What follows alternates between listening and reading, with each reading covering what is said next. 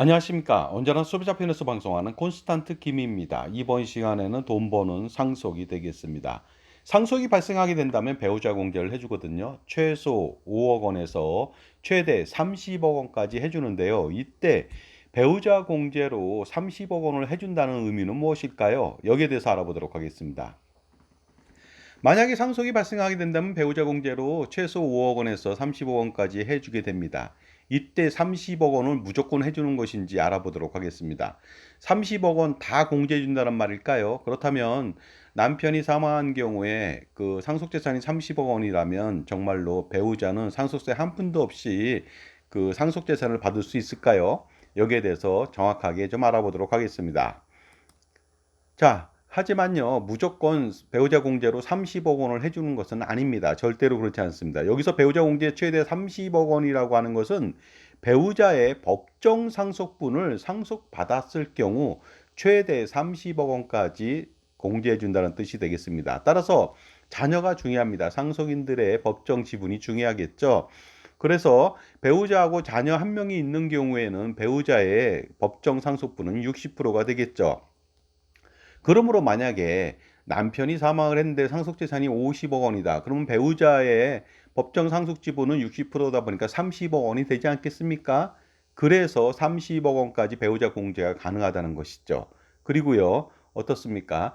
만약에 남편이 30억 원의 상속재산을 놓고서 사망했다면은 그 30억 원의 60%인 18억 원만 배우자 공제가 가능하다는 것이 되겠습니다. 물론 30억 원 공제를 받거나 18억 원 공제를 받거나 어떻습니까? 무조건 이렇게 공제를 받으려면 실질적으로 상속재산을 그만큼 받아야 됩니다. 그만큼 이상을 받아야만 되겠죠. 따라서 법정 상속분이 그 30억 원이라서 30억 원 공제를 받았지만 실제로 배우자가 한 푼도 상속재산을 받지 않았다면 공제는 5억 원밖에 되지 않는 것이죠. 그러다 보니까 상속공제 받을 수 있는 그 공제를 받을 수 있는 금액보다 더 많이 실질적으로 상속재산을 받아야만 되겠습니다.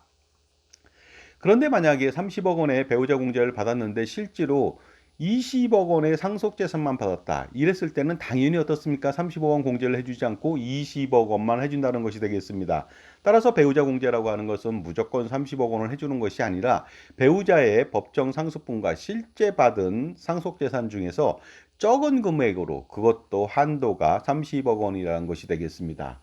우리나라는요, 배우자, 그러니까 부부는 경제 공동체입니다. 그러다 보니까 공동으로 모은 재산이라고 보고, 만약에 남편이 사망하면 배우자가 받았을 때는 경제 공동체인데 당연히 상속세가 나오면 안 되겠죠. 미국은 그래서요, 그 일론 머스크가 350조 원을 배우자한테 그 상속하고 죽어도 상속세가 한 푼도 나오지 않습니다. 가까운 일본도요, 법정 상속분까지 배우자 공제를 최대한 해주거든요. 우리처럼 30억 원 해주지 않습니다. 그러니까 1조 원의 법정 상속분이라도 일본도 상속세는 없는데 우리는 겨우 30억 원만 해준다는 거 아니겠습니까? 이것이 바로 이중과세의 이중과세가 되겠습니다.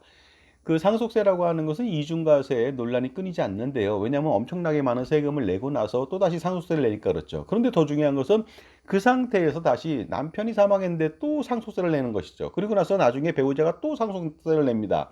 그러니까 이중과세가 아니라 사중과세가 아닌가 이런 생각이 들어서요. 하루빨리 경제 공동체라면 당연히 배우자한테 상속하는 것은 상속세가 없어야 된다고 저는 생각하고 있습니다. 자, 그러므로 다시 한번 사례를 통해 알아보도록 하겠습니다. 상속재산이 70억 원이에요.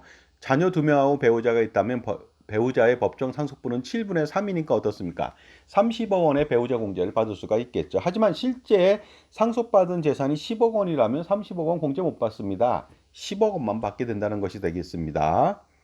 자, 그리고요, 상속재산이 140억 원이 있는데 자녀 2명하고 배우자가 있다면요, 배우자의 법정 상속분은 7분의 3이니까 60억 원의 법정 상속분이 되겠죠. 배우자 공제를 받을 수 있을 거라고 생각하지만 한도가 있다고 그랬잖아요. 30억 원까지만 공제가 가능합니다. 그러므로 30억 원 공제만 가능하죠. 그리고요, 물론 30억 원의 재산을 물려받은 경우에 한해서 당연히 30억 원까지만 공제가 가능하다는 점 유의하시기 바랍니다. 그런데 상속 재산을 한 푼도 받지 않은 경우는 과연 배우자 공제를 얼마나 해줄까요? 한 푼도 받지 않았기 때문에 배우자 공제는 0일까요? 그렇지는 않습니다. 비록 배우자 공제를 어떻습니까? 상속 재산을 한 푼도 받지 않았지만 최소 배우자 공제는요, 무조건 5억 원은 공제가 가능하다는 것이 되겠습니다. 이번에는 배우자 공제를 더 많이 받기 위해서 자녀들이 상속 포기를 하면 어떻게 될까요? 가령 예를 들어서 상속 재산이 30억 원이고 배우자하고 자녀 한 명만 있는 경우 배우자 공제가 18억 원밖에 되지 않습니다. 그러다 보니까 자녀가 상속 포기를 하게 된다면 상속인은 한 명만 남았잖아요, 배우자. 그러면 법정 상속분의 100% 30억 원 전체 공제가 되지 않을까 이런 생각을 하시는 분들 많이 있거든요. 그래서 상속 포기를 하는 경우가 많이 있습니다. 그렇게 된다면 상속세를 한 푼도 내지 않아도 되지 않을까요? 하지만 절대로 그런 일은 발생할 수가 없습니다. 왜냐하면 배우자의 법정 상속분 지분이라고 하는 것은 상속 포기 전의 지분이기 때문에요. 여전히 18억 원만 공제가 가능한 것이죠. 따라서 이럴 때는 무의미하게 자녀가 상속 포기를 하더라도 배우자 공제는 30억 원이 아니라 18억 원만 가능하다는 점 반드시 유념할 필요가 있습니다.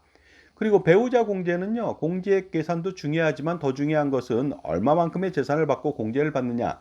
이것이 더 중요합니다. 무조건 많이 받는다고 장땡은 아닐 수가 있습니다. 왜냐하면 많이 받는 경우에 배우자가 혼자 되었을 때 상속세 폭탄이 내려지기 때문이죠.